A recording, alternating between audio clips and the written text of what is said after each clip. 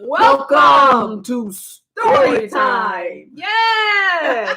Listen, y'all gotta check out. Look. Oh, it's the Covenant. Shout out to Brandon Clay. Love you, Ak. For the shirts, y'all. Yeah, these are everything. I love it. Yes, and I love it. Like, it's my go-to shirt. And I love when people be like, what does that mean? Ooh, can you say opportunity? Opportunity. Okay. I'll tell you what it means. Especially if you're Black. Definitely tell you what it is. Hallelujah. All I need is that opportunity. Yes. All right. Welcome. Listen. So you might be like, wow. Okay. There's another person with it. Let's see if I can share this. There we go. There's another person. What's going on? Well, in February, we started off, me and Auntie Shawnee here, started off with the Negro Question. Yeah. Book 1. Yeah, we did. And so I felt like it was only fair to finish it off. That'll be so awesome. I'm so happy to be here. This is exciting, y'all. Book 7. If y'all been paying attention to what's been going on in this book, we just been like, and just watch her face these past few weeks, like that part. So I'm super excited to be finishing up the last pages. We started it together, and we're finishing it. Yes, and we're finishing it together. All in covenant, okay? All in covenant. Get up in there. Come on, covenant shirt. Yes.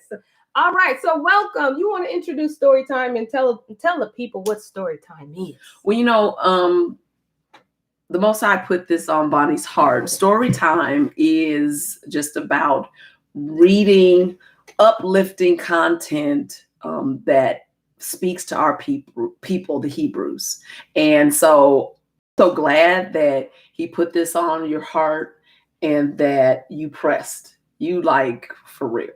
You've pressed through the ins and outs, the ups and downs, the things, the pandemic, everything that's going on. She stayed consistent. The only time y'all saw this chick get a break was when she said, we just waiting for the next book. So we going to take this 1 week. What, That's 7 right, days? 7 days. Sometimes it wasn't even 7 days. Nope. Sometimes it was like 5. So. And we've read about, I want to say, 12 books. Wow. That's amazing. Books. So far, most people don't read 12 books within a year. That's true. That's true. Because I was most people, okay? Well, let's tell it like it is. You lucky if you got me to get 2.5 books. Right. And so it's really cool because this is a labor of love. Yes, it is. Yes, it is. I love it. She loves Yah. Mm-hmm. We love Yah. She loves and we love Yah's people. That's and right. so that's why she wants to always, uplift and encourage and tell you who you are. Hallelujah. It's the who you are from me. Look. Air snatch. Heck of blinking. See, this is why. See, that's a mess. Look, this is why I be like, dang, maybe I should not talk. But when I got somebody, it's worse. You get Vine 2.0, 5.0, because I got someone it's not worse. It's better. Okay, better. Okay, better. There you go. Better. That's what. Worse it is. For the devil. There you go. Worse for Hasatan. There you go. But it's better for us. Come on with the air snatch. All right. All right. So before on any story, snaps! It's Thursday, so we read the 10 Commandments. Awesome. Yes. All right. Let me go ahead. Look, before story time, we always go to scripture. Turn his phone on silence because, girl, folks be trying to call. And our 10 Commandments is in Exodus, correct? Yes. Exodus 20? Yes. Preached in the synagogues. I don't want to say church, but that's what it is. Very sacred. Yeah. Yeah. All right. Auntie Shawnee gonna bring it out for us. All right. Here we go. Exodus 20, starting at verse 1. Mm-hmm. And Elohim spoke all these words, saying, I am Yahuwah Elohika, which have brought you out of the land of Egypt, out of the house of bondage. You shall have no other Elohim before me. You shall not make unto you any graven image or any likeness of anything that is in the heavens above, or that is in the earth beneath, or that is in the water under the earth. I am a jealous owl, visiting the iniquity of the fathers upon the children unto the third and fourth generation of them that hate me, and showing mercy unto thousands that love me and guard my commandments. In vain, for Yahuwah will not hold him guiltless that takes his name in vain. Remember the day of Shabbat to keep it holy. 6 days shall you labor and do all your work, but the seventh day is the Shabbat of you, nor your son, nor your daughter, your manservant, nor your maidservant, aids. For in 6 days Yahuwah made the heavens and the earth, the sea and all that in them is, and rested the seventh and hallowed it. Honor your father and your mother, that your days may be long upon the land which Yahuwah Elohika gives you. You shall not kill. You shall not break wedlock. You shall not steal. You shall not bear false witness against your neighbor. Don't be lying. You shall not lust after your neighbor's house. You shall not lust after your neighbor's woman, nor his manservant, nor his maidservant, nor his ox, nor his ass, nor anything that is your neighbor's. That's right. And all the people saw the thunderings and lightnings and the noise of the shofar and the mountain smoking. And when the people saw it, they removed and stood afar off.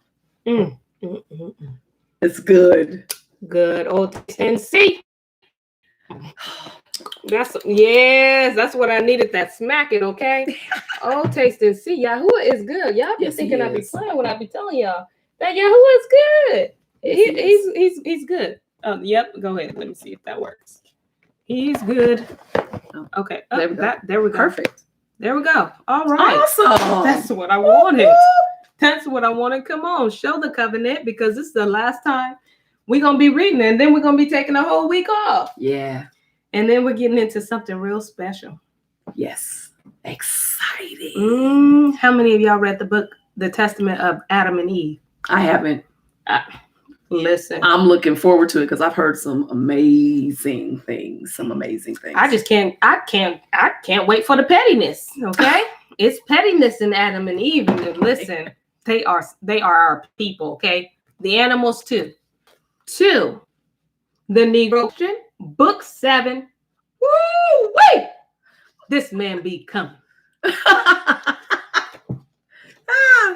Okay, what page are we on? Okay, let's see. We left off on 251. Okay. Here we go. Go ahead. Take us off. It says conclusion. That means we're coming to an end. The first man to write as an eyewitness was the ancient Sumerians. They wrote their testimony, eyewitness, on baked clay using reeds as pens. Some of the world's greatest archaeological finds found in Mesopotamia are credited for these memoirs written on clay tablets. We credit the Hebrew Israelites with the Magna Carta, royal law, which was written on stone. These 10 commandments have become the legal code of every civilized. Hold on, let me put the book down. The what was the what? The 10 commandments have become the legal code of every civilized government on this earth. Look, she's doing it there. Get it. Hey. It's the 10 commandments for me. Air snatch. Hello. I love it. The memoirs painted on the walls of the Cheval Cave in Ardèche, France. I'm so glad you're reading that. Have been received with great enthusiasm. Each generation had an eyewitness, someone who was present at the scene. The apostles were eyewitnesses to the crucifixion or the hanging of our Hebrew Mashiach. The colonial era was full of men and women who could read and write. What a bonus. The memoirs of the people who lived during the colonial period are not allowed in the government-sponsored school system. They sure not. That's why they white it out. Wow. I read something on Facebook. I don't know, maybe one of y'all shared it. I don't know. But it said, no, I shared it. My bad. I did that. I did a thing, okay, and I shared it. But I shared this thing on Facebook because it said back in our ancestors' days, y'all know it was illegal to read or write. So when you were caught writing or reading, they chopped off your fingers, right? No, so then you had little nubs like this. Okay? That is the sickest so thing. I can't you can't turn do the page. nothing. No matter if I lick it or not, you can't turn no page with nubs, okay? You got to master it. But they would do that. And the thought was, if it was illegal to read something in the 1700s, then maybe we, as the people, should go back and look at those books and find out why they were chopping our ancestors' fingers off. Wow. It would be wonderful if we could, but they're in these colleges and these universities and these museums that say you can't look at it. You can't. And here's the thing too. So not only that, so once they got that fear in our people, so now we weren't reading right? We weren't reading, we weren't writing like we should. Right. Then once they didn't have to worry about it, they took our stuff, rewrote it. Now it's okay for you to read this in your school. They tell you, they send you books home in elementary about history. You take this home and you make sure you do your homework. It's okay to read this because now we didn't changed it up now. That's not okay. Right? On no level. Not okay. But that's what he's talking about when it's like it's not allowed in government sponsored schools. Right. Not our history. Right. They want to give you what they want to give you. It's up to you to weed it out. It's up to you. It's up to you. Sift that thing out, yes, okay? Yes. I just learned about sifting. Becca was making some flour. She was like, you got. Says the memoirs of the people who lived during the colonial period are not allowed in the government-sponsored school system. How can this be? If the ox that treads the corn has a right to eat, shouldn't the memoirs? The original Black colonists fought and died for this principle called freedom, yet their memoirs, eyewitness account, are denied access to the very schools that their deaths helped create. Ooh, that's a powerful line. And really I'm going to touch on the word freedom because I can't stand it. Let me tell you why. That is a play on words for me, okay? First off, I don't care if you can go wherever you want to go, where you think you can go. You can go into a bathroom, you don't see white colors. Now you're about to see a whole bunch of stuff that just don't make sense, okay? Right. We are not free. Free-ish, I give it to you. But you're not free. Like they keep hammering this thing thinking that, well, we free. Juneteenth, we free. How, Sway? How? Redlining is still going on. Man. High tax, people of our descent is getting taxed higher than the white folks. Yeah. Right? So you keep us bondage to debt. Yeah. How were we free? Real talk. It is a free-ish. They should put free-ish. Like you somewhat, kind of, a little bit free. That's what it is. You a little bit free. Kind of, sort of, but not really. Yeah. Like you lukewarm free. You're not really hot, but you're not really cold either. That's funky. But you lukewarm free. You're not free. Ain't nobody going for that. Ain't nobody. The only way we have peace is the Most High. Amen. Listen, he said he will make you free. And I'm telling you, discovering who you are do make you free. That part. Because you understand how to move in this wicked system. Come on. Like you like, oh, okay, I see it. I see you, Hasatan. Or Hasatan, as my cousin would say it, pronounce that man's name. Right. That deity name like he's something special. But you able to see how he's moving. Yeah. That makes you free because you know how to. Man, it's the Matrix. It is. We just need more people to take the pill of truth. That one. That part. This the blue pill right here. Right. Come on, man. Blue is raspberry. Y'all like raspberry. We don't like bubblegum, but you know, because sometimes bubblegum come in blue too. But No, blue we don't like raspberry. that Y'all one. like blue taz, razzmatazz. Y'all like that. Take the blue pill of truth. Okay. Real talk. All right, let's see. It says, with that being said, let's end this great discussion with the memoirs of the people that were alive during the American Revolution. Conclusion continued on next page. Oh wait, yes, and I did have something. Colonists, right? Mhm. I always thought that was white people, but they're talking about the titles, like in the governors, colonists, right? Yeah. Okay, so I just wanted to make sure. But the white people colonized our people. Yes. Just want to make sure I have an understanding, and all you're getting, get an understanding. Yep. I'm gonna show you this person, Delaree's family member. This is British Prime Minister Charles Monthly Volume 5, page 447.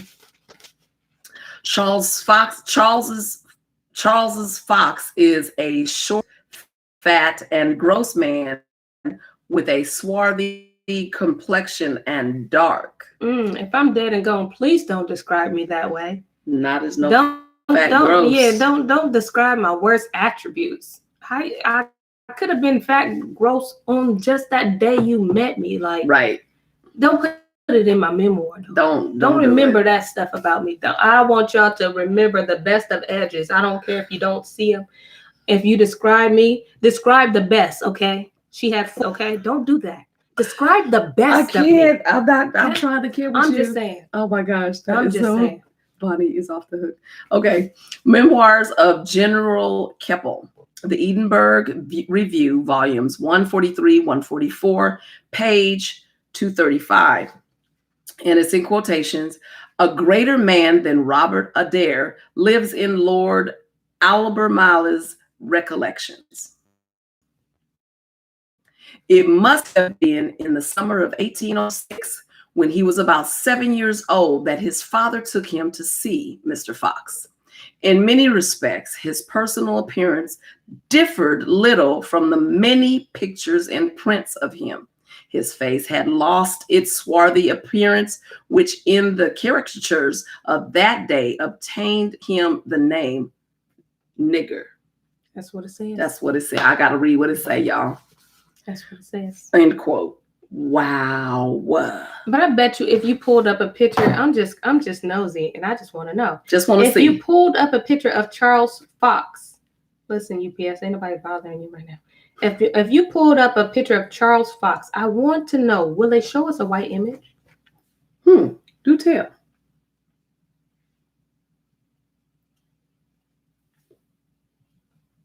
Let's see. That might be. Oh, let me see. What's this? Charles F. Oh no, that's he's the founder of the Pentecostal stuff. They don't have a picture of him. Charles try James? images. Try images. And is that him right there? Charles Fox. This is him. That don't this look is him. Like the man that. Listen, he bright because he white. Okay, he's from the Waituti tribe. Okay, white. This image is him. This is why it's not allowed in a government-sponsored school. See how bright he is? Listen, when you're melanated, you don't get that bright. I cannot. That is Charles Fox. Oh, I got a better picture too. Look. Yeah, it was Charles James Fox. That's him. They whited that picture out. Whoa. From the Waituti tribe. Look at that. They whited that picture out. This is the stuff that your children is not getting. Your nieces and your nephews are not getting. They're still telling their lies, okay? I was just curious. I like to be nosy when it counts. Now, your business is your business. But when it counts, I make it my own business. Okay. That's right. Wow. Oh, here's another. Oh, no, that's Richard Black Dick Howe. Okay. Yeah, British Admiral. What a strong name. Richard Black Dick Howe. Okay. Oh, there you go. Howe. Okay. I might have added. Page 47 of the Encyclopedia Britannica, a dictionary of arts and sciences, volumes 13 and 14, page 837. And it's quoted, Admiral Richard Howe's nickname was given to him on account of his swarthy complexion. Oh, yeah, this is hilarious. Oh, they did it. They did him too. They got this brother looking like... he got on makeup. Yeah. That is not the picture that they whited his picture out. Y'all see this? That's what he looked like, y'all. Look at that picture right there. He looked like somebody pawpaw. He do. He looked like somebody pawpaw. Okay. But in that picture, they done just...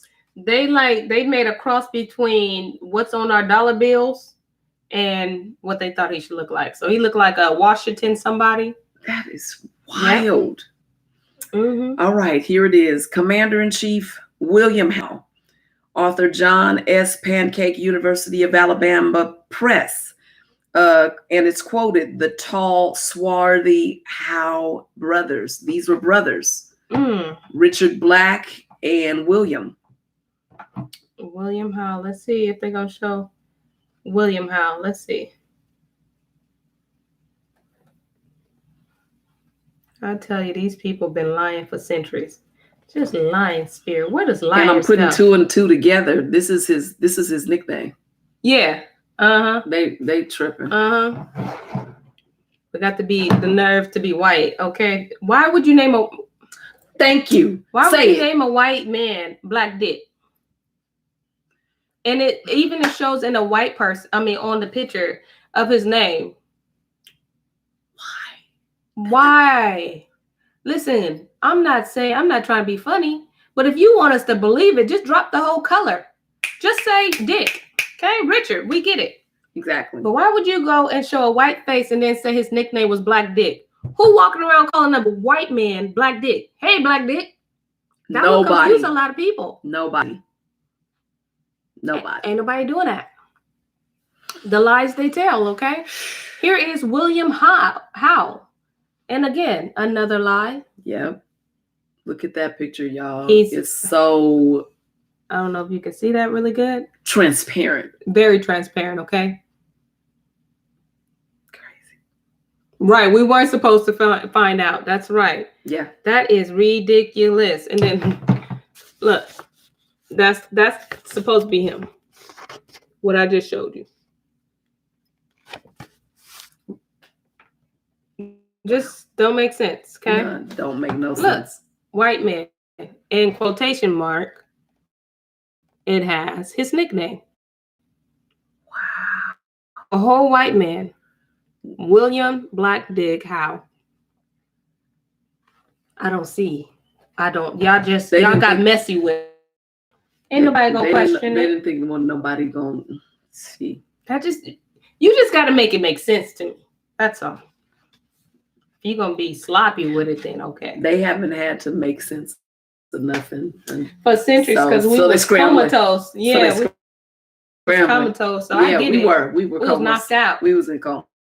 So they can be sloppy because we wasn't going. We was comas. Centuries. All right, it says, number 1, the American Revolution 100, the battles, people, and events of the American Revolution, page 58, quoted, Commander William Howe was swarthy, 6 feet tall, with bad teeth. I tell y'all, if y'all ever describe me at my worst, I'm hunting you. I'm going to seek permission from the ruler. But this is my thing.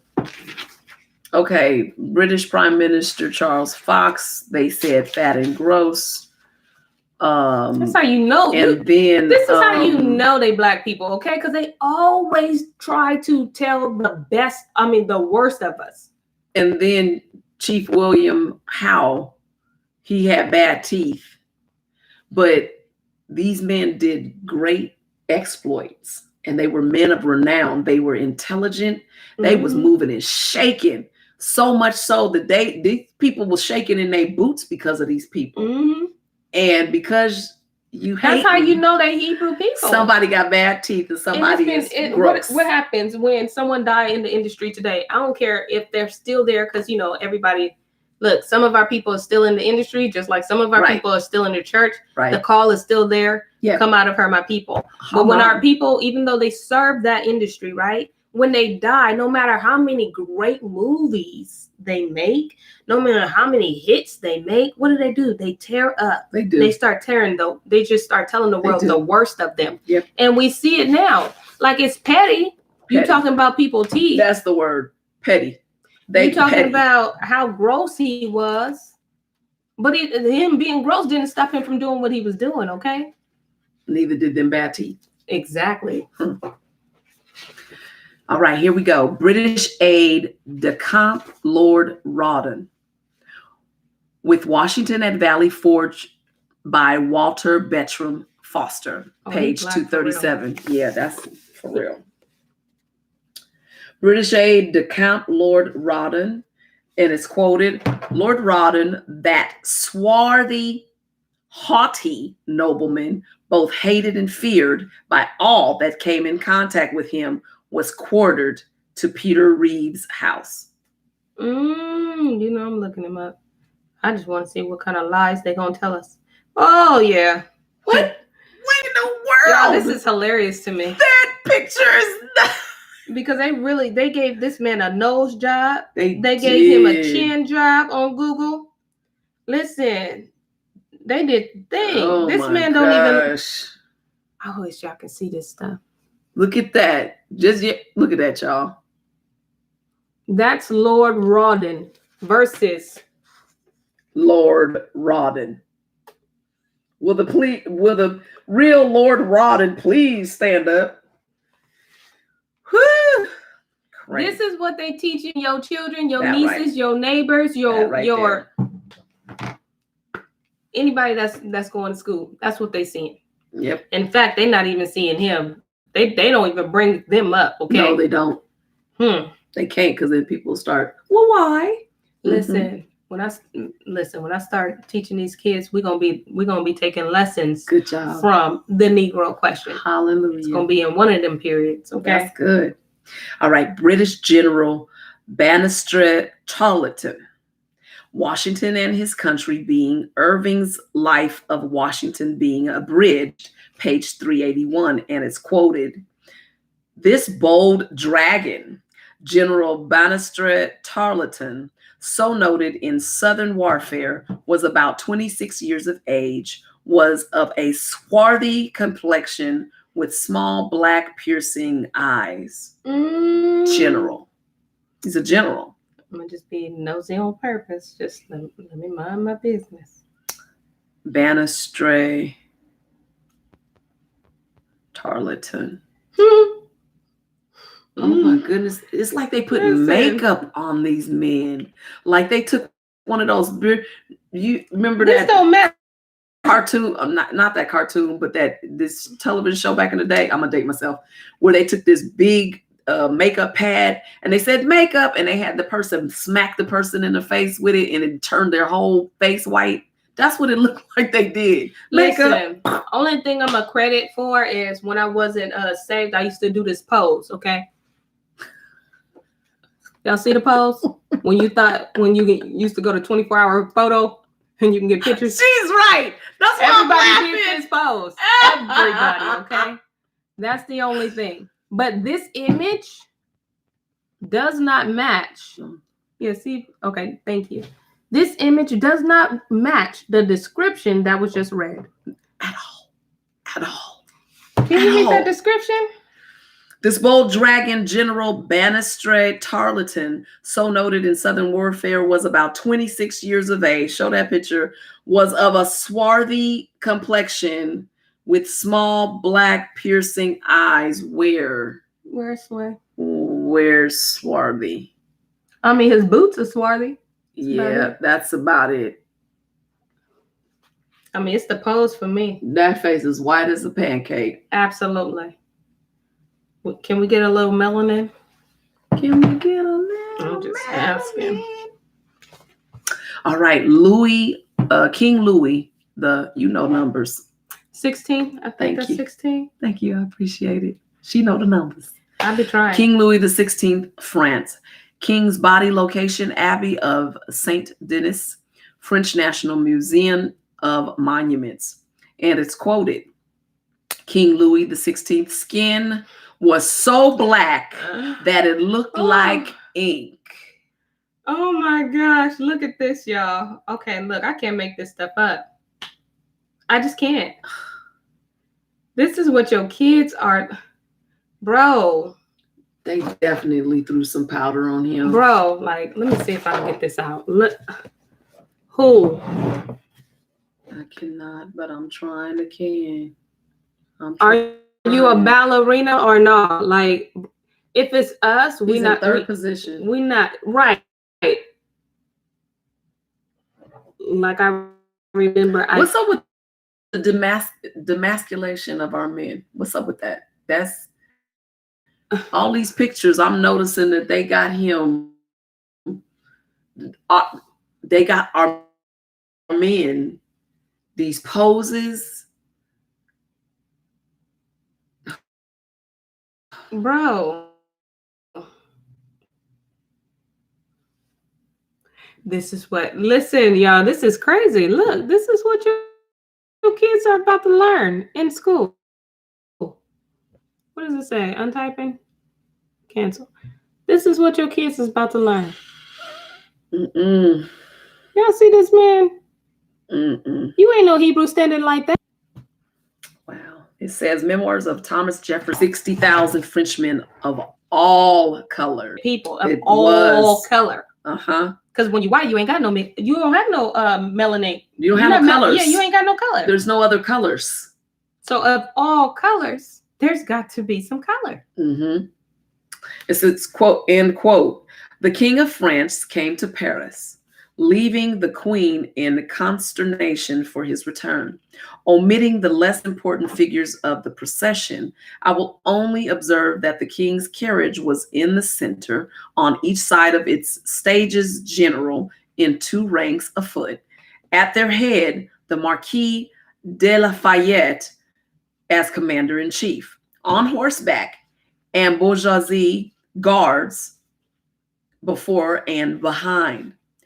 I witnessed, and this is quoted, I witnessed 60,000 citizens, French citizens in parentheses, of all forms and colors.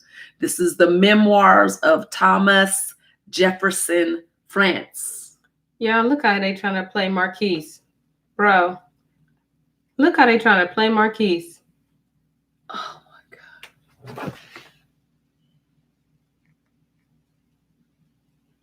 This your government doing this mess. This is not okay. Continental Colonel Hugh Wynne. Reference book, Colonel Hugh Wynne by Silas Ware Mitchell, page 125. And it's quoted, "We all rose as he drew near. My mother saying in my ear as he approached, 'Now, Hugh, it is Arthur Wynne. Now, Hugh, take care.' This newly found cousin was like all of us." In parentheses, it says Wynne family. Tall, but not so broad as the other Wynnes. He was of a swarthy complexion. His hair was coarse. In parentheses, Mr. Lee B. Cummings said nappy, not fine. End quote. Can't find a picture of Arthur Wynne. Colonel Hugh Wynne. Oh, let me put the Colonel Hugh. Gotcha. Got the book right in front of me. Listen. Continental Colonel Hugh Wynne. Okay, it says, William Penn, you get older, you will go back to Wales to see where your people come from. End quote. Not yet today. And it says here, Memoirs, Thomas Hickey, Weathersfield Historical Society, Chapter 6, page 30 and 32. Let me know when you get the picture. You know what? Oh, they don't have no pictures of him? They don't have no. They don't have him. Mm-hmm. They don't have him. They didn't fix one, so they didn't post it. I see Sir John Wynne, and he's just as white as he can be. You know, and if he's a relative, he's not, yeah. All right, it says, Memoirs, Thomas Hickey, Weathersfield Historical Society, Chapter 6, page 30 and 32.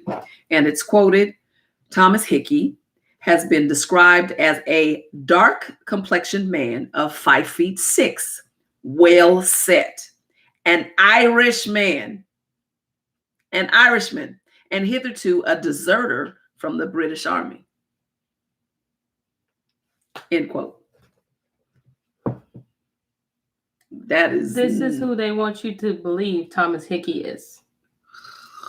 Goodness, that's craziness. I mean, you can tell. You can tell. Look, you can tell what they did. That's a mess. Continental General Anthony Wayne, Valley Forge, A Chronicle of Heroism, Chapter 6, pages 31, 32. And it's quoted, there he is at this moment, riding up the hill from his quarters in the valley, a man of medium height and strong frame. He sits his horse well and with a dashing air. That's not like our people. His nose is prominent. His eye piercing, his complexion ruddy. There you go. Red bone. He has in him the qualities of a great general, as he shall show many a time in his short life of 51 years. General Anthony Wayne. Anthony with an E-Y, Wayne. I'm just sure that they're going to lie to us again. Look, Google been lying, okay? Google been lying to us. Anthony Wayne, I tell you, the lies these people, this is a lot of effort, okay? I can't. What in the world? Wow. Oh, at least the hair is, it look a little crunchy, but you could tell that they look lighten that picture up. Yeah, that hair is kind of woolly, but you could tell they lighten that picture up, y'all. I just, man, I wish I could get it like how y'all can see it. There you go. Nothing like what it described, right? Nothing. Nothing. Interesting. General Muhlenberg, Memoirs of Henry Armit Brown, together with 4 oracle orations. Page 329. And it's quoted, at the corner of the entrenchments by the river is the Virginia Brigade of Muhlenberg. Born at the trap close by the educated abroad, Muhlenberg was a clergyman in Virginia when the war came on. But he has doffed his parson's gown forever for the buff and blue of a brigadier. His stalwart form and swarthy face are already as familiar to the enemy as they are to his own men. They got tired of seeing that blood. Could you imagine? Every time somebody showed up to whoop y'all tail, he was black. He was sitting on a horse. And he was black. He was swarthy. You tired of it. They tired of it. That's why they keep changing it, because they tired. They're like, man, how come we haven't done anything great? I know. We're going to just paint ourselves. We're going to put ourselves in here. And no one will ever know. I tell you, you're the greatest secret. Hello. All right. It says Continental General Marion, Memoirs of Henry Armit Brown, together with 4 oracle orations, page 329. And a few bloody noses, the realities and mythologies of the American revolutions. Image, South Carolina Virtual Library. And it's quoted, when Marion arrived at the makeshift camp, he wore a crimson jacket and a leather cap with a silver crescent inscribed with the words liberty or death. He was a stranger to the officers and men, and they flocked about him to obtain a sight of their future commander. Recalled William James, who joined Marion's men when he was only 15. And he's quoted saying, he was rather below the middle stature, lean and swarthy. Swarthy means black. That's right. Brigadier General John Sullivan, Memoirs of Henry Armand Brown, together with a four historical orations, Yale University. And he's quoted, swarthy John Sullivan is a little headstrong, but brave as a lion. I'm sure he was. His father is a lion. Right. Come on. Captain Paul Jones, Memoirs of the Marquis of Rockingham and His Contemporaries, Volume 2, page 379. And he's quoted, an adventurer with a single ship caused an almost consternation in the North. I mean Paul Jones. This celebrated renegade, thick-set man with coarse features and swarthy complexion. Come on, read about your people. Captain Paul Jones continued, Appleton's Magazine, Volume 6, page 116. And it's hair and eyebrow piercing. His complexion is swarthy, almost like that of a Moor. Y'all getting this good stuff? Yeah. General Charles Lee, Washington and His Generals or Legends of the American Revolution, Volume 1, author George Lippard, page 33. And George Lippard is quoted saying, the one who held the map was tall and straight-shouldered, and I knew the figure to be that of a general in chief. As I approached, I recognized, too, the swarthy face of General Charles Lee. These are all eyewitness accounts. Every last one that we've wrote or that we've read, these are eyewitness accounts. Why aren't these eyewitness accounts in our kids' books? Why didn't I read this? Because this could have been published during the time. And I'm a generation. Understand? You wouldn't think it would have got to me. Yeah. If it didn't get to you, it should have got to you. At least got to me. I know. If it didn't get to me, it should have got to you. Very suspicious. Things that make you go, General Light Horse Henry Lee, Frank Leslie's Illustrated Newspaper, Volume 41 through 43, May 13th, 1876, y'all. 1876. And this newspaper is quoted, the ruddy Virginian Light Horse Henry Lee. Next, Polish General Pulaski, Washington and His Generals and Legends of the American Revolution, Volume 1, page 39. It is quoted as saying, ha, that gallant band who comes trooping on, spurring their stout steeds with wild haunches, every swarthy hand raising the sword on high. They wear the look of foreigners, trained to fight in the exterminating wars of Europe. Their leader, Pulaski, is tall and proportioned with a dark-hued face. Hued means color, y'all. This is the band of General Pulaski. Woo! Hugh Wynn, the Free Quaker. Oh my!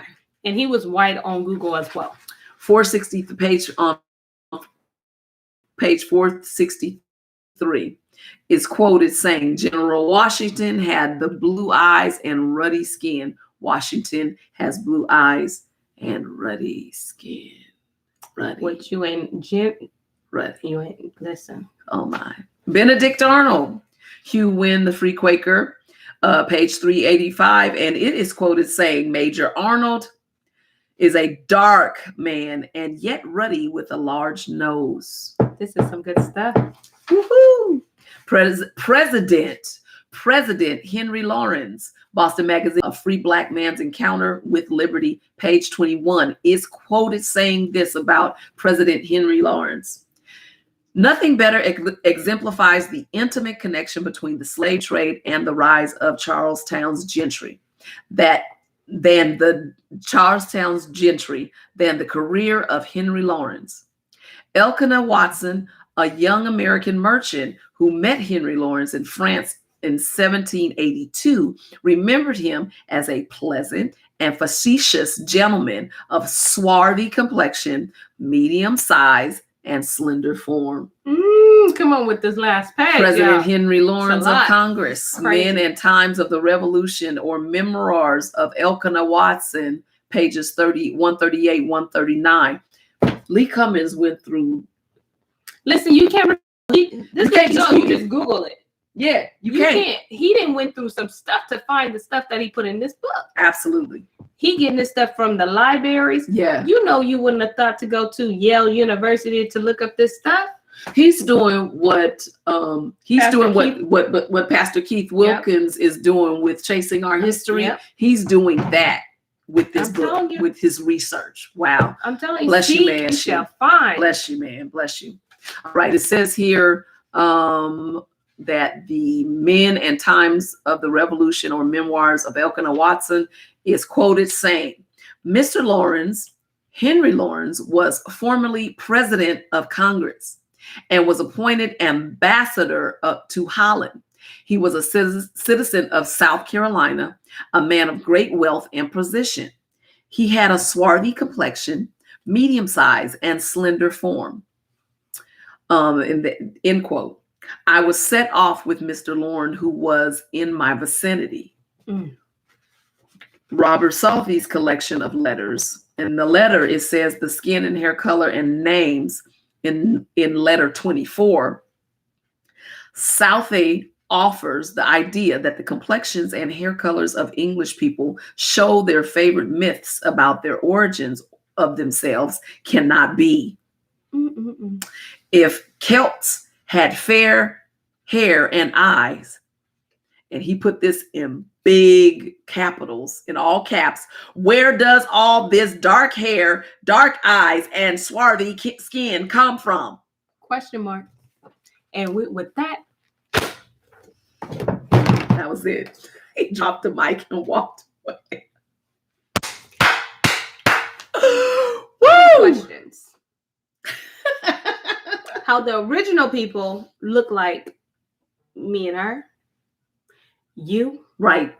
And where did they go? They just erased our history and painted in what they wanted us to teach our own. That is some psychological, psychotic, just hot boiling, unseasoned mess. Okay. Truly. What she said. And evil. Downright evil. Mind control. You can see Hasatan's agenda all like laced all through it. It's just a common thread through that whole, how just systematically, just even them brainwash their own people. Yes. Listen. Because they didn't want to face the facts that these swarthy and tawny statue people, okay, was handling their business. Doing the dang thing, you know? They didn't want that. They didn't want it. They didn't want that. This still ain't what they want. They still want control. But we waking up. We waking up. Hallelujah. The Most High is waking us up, Yes. 1 by 1, Yes. 2 by 2, some 3 by 3. Yeah. But we thank the Most High for touching us and calling our names and allowing us to come back to the covenant. Which was forsaken for so long from our people and our ancestors. Yeah, we thank you that you called us back. We're returning back to the covenant. We are returning back to the covenant. Hallelujah. That's why stuff like this, it's so vital, because now our children get real truth. Absolutely. They get real truth. And at the end, and at the very foundation of everything that we give to our children, friends, family, it's covenant. Yeah.